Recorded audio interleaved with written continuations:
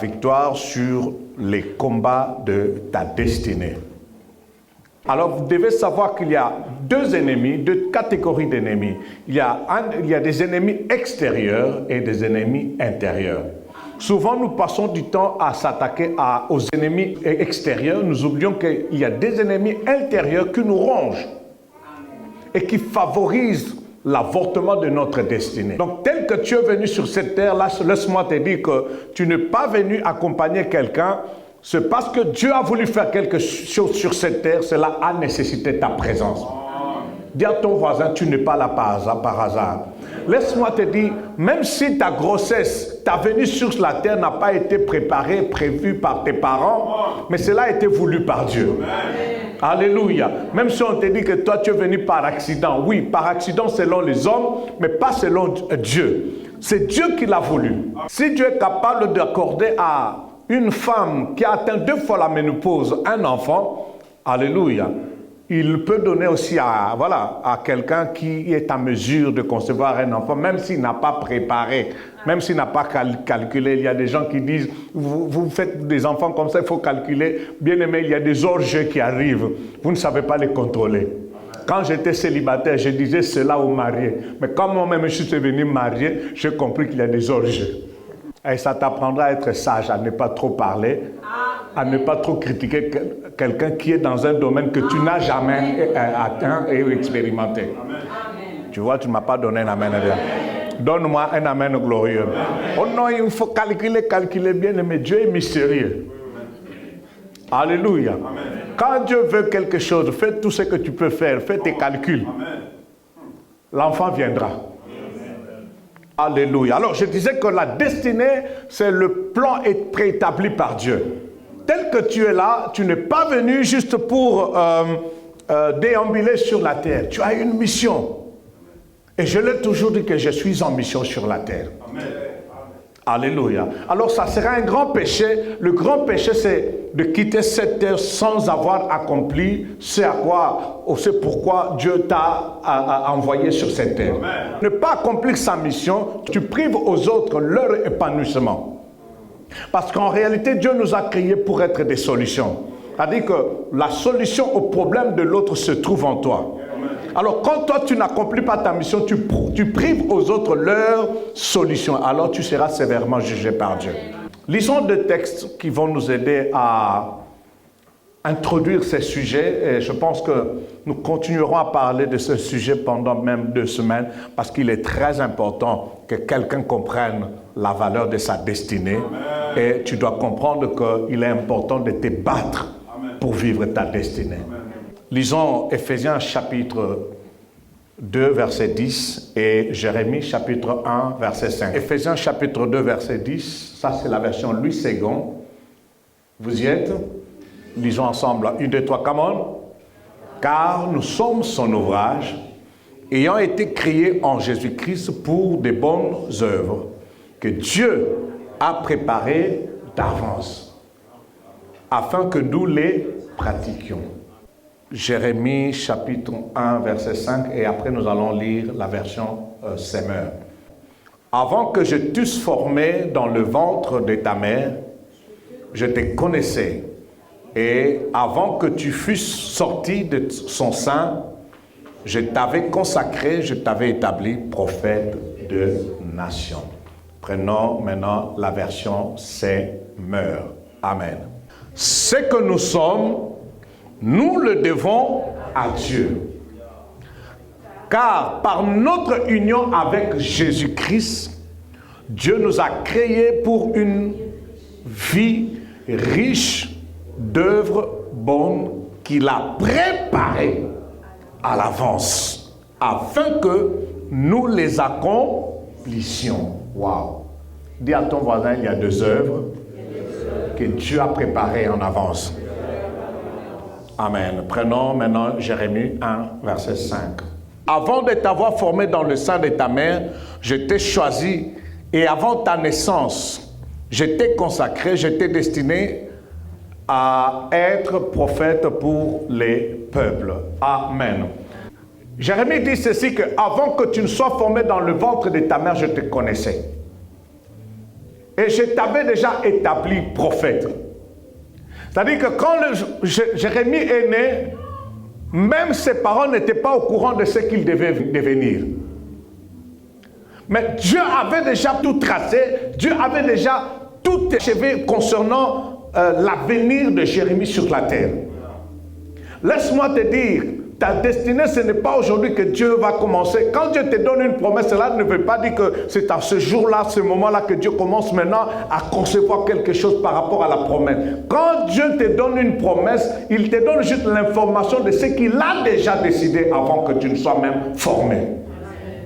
C'est-à-dire, il dit ceci, avant que tu ne sois formé dans le ventre de ta mère, avant même que tu ne sois ce fœtus-là dans le ventre de ta mère, Dieu avait déjà tout tracé pour toi.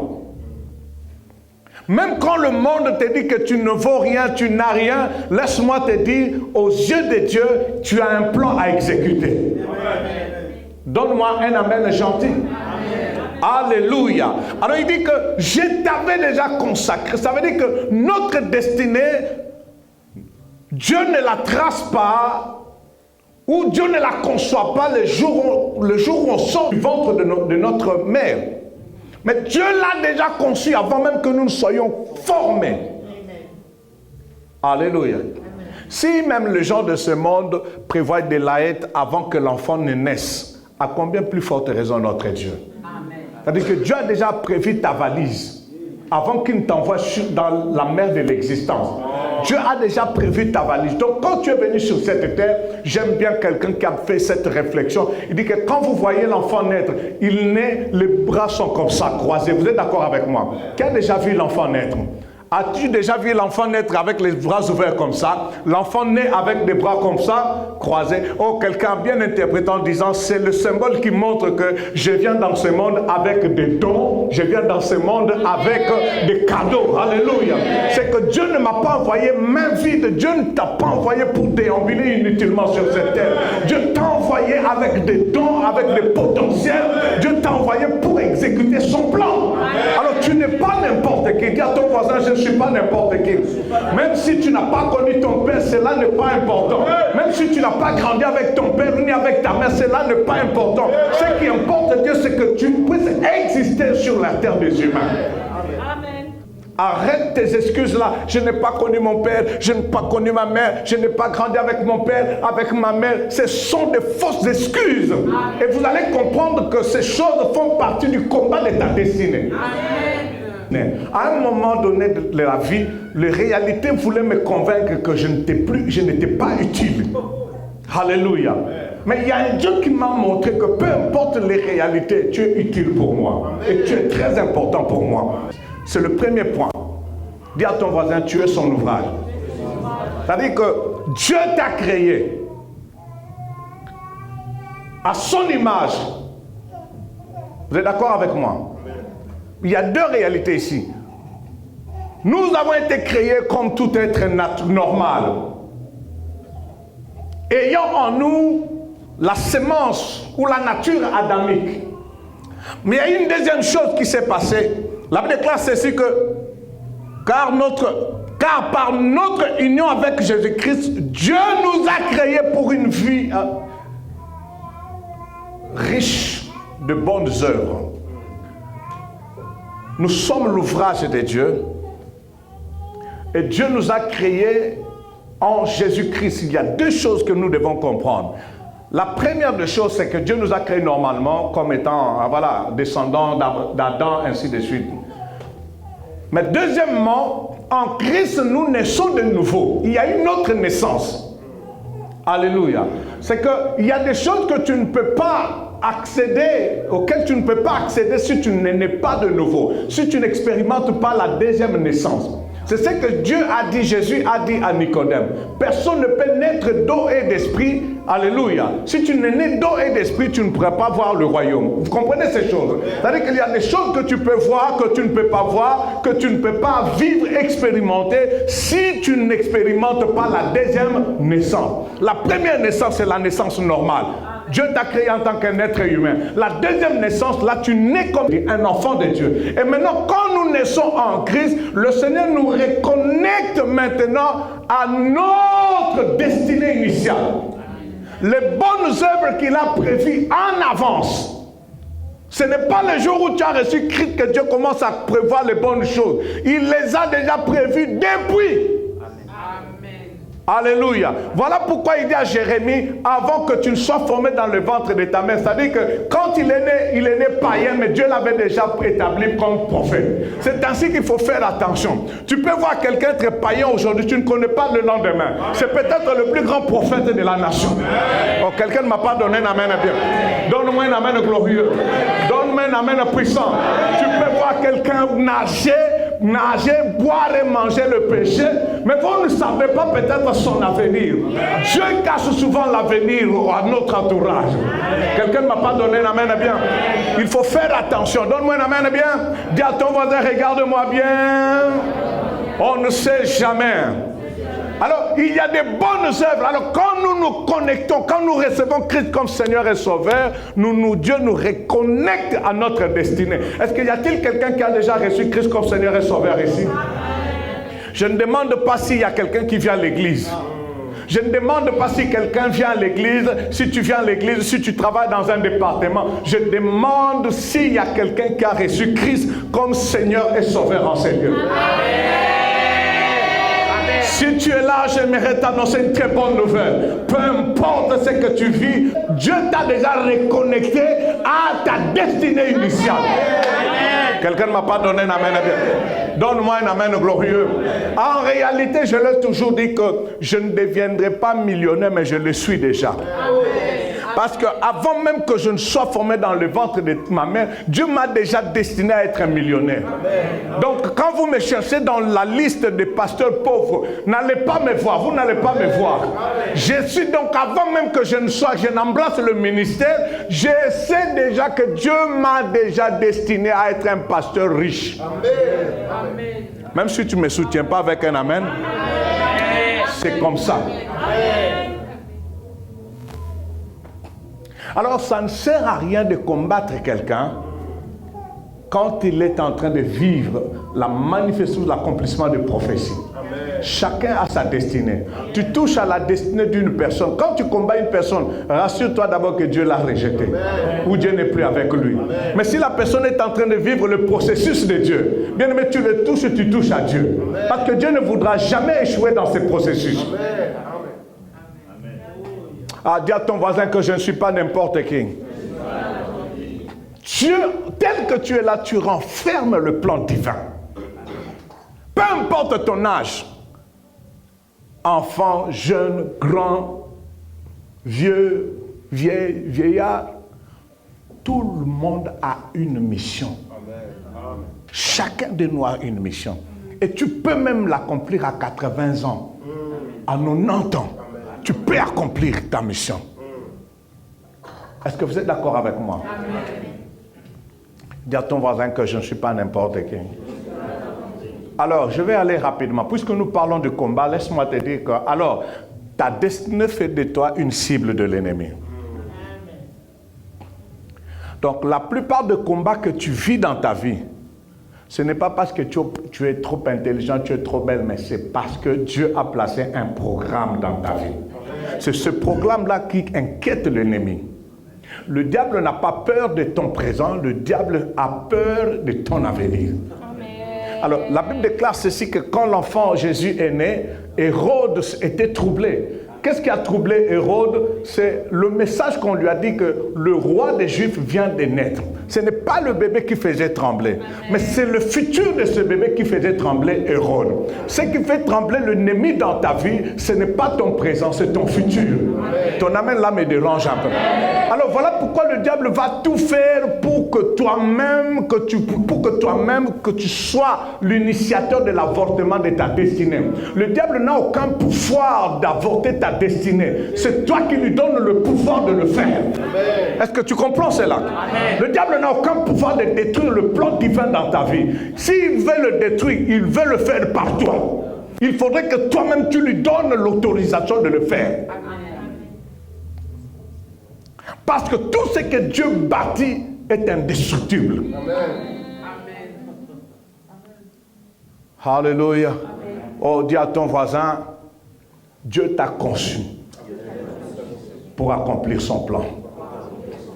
Tu n'es pas... En Christ, quand tu reçois Christ, laisse-moi te dire, Dieu te reconnecte à ta destinée. Maintenant, tu dois être conscient, c'est quoi ta destinée. Amen.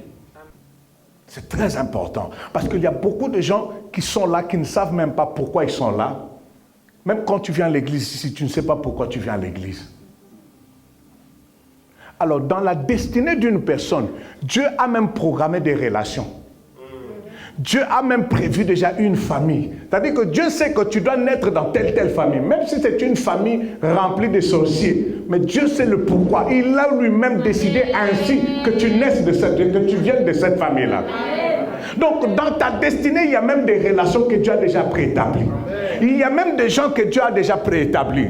Le problème maintenant, c'est que le diable voudra peut-être te déconnecter ou te dérouter de ces gens-là. Il ne voudra même pas que tu rencontres ces gens-là. Laisse-moi te dire, il y a des contacts et des relations de destinée. Amen. Et Dieu m'a prévu des événements et des occasions, des opportunités liées à ta destinée. C'est ainsi que le diable peut induire certaines personnes dans la distraction pour qu'ils ratent les opportunités de leur vie. Amen. Ah, dis à ton voisin, tu as une destinée. Encore plus fort, tu as une destinée. Alléluia. Alors la Bible déclare ceci que les bonnes œuvres, et quand nous naissons en Christ, nous entrons juste dans la phase d'accomplir ce que Christ a déjà prévu pour nous. C'est-à-dire que tel que tu es là, si tu te laisses sous la direction du Saint-Esprit, tu te retrouveras en train d'accomplir les choses pour lesquelles, alléluia, pour lesquelles Dieu t'a sauvé, pour lesquelles Dieu t'a envoyé sur cette terre. Dis à ton voisin, je suis en train d'accomplir ma mission par le Saint-Esprit. Voilà pourquoi il est très important de développer la communion avec le Saint-Esprit. Car c'est lui qui connaît, qui sonde la profondeur de Dieu. Et sache-le bien que la révélation, elle est progressive. Des fois, Dieu nous donne une révélation panoramique, mais en plus, nous continuons nous marchons avec le Saint-Esprit, il dévoile maintenant les détails de chaque révélation. Amen. Amen. C'est très important. L'une des stratégies que le diable utilise pour détruire les destinées ou les vies des gens, alléluia, c'est de permettre aux gens de s'engager sans révélation. La Bible déclare qu'un peuple sans révélation est un peuple sans frein, c'est-à-dire que c'est un peuple qui s'engage à la destruction. Faire les choses en dehors de ce que Dieu a prévu pour toi. Dieu a prévu que tu sois peut-être un bon mécanicien. Toi, tu te dis, je vais être un bon pasteur. Tu fais la théologie. Et pour devenir pasteur, même les démons de maux de tête vont te fragiliser. Amen. J'ai vu certaines personnes mourir prématurément parce qu'ils ont embrassé le ministère. Mais en réalité, Dieu ne nous a pas destinés au ministère. Dieu ne les avait pas destinés au ministère. Ces gens sont morts prématurément. Parce qu'ils se sont engagés dans un terrain où le Seigneur lui-même n'y était pas avec eux. Amen. Alléluia. Alors dis à ton voisin, je traîne ma valise avec moi. Alléluia. Dieu t'a envoyé sur cette terre avec une valise.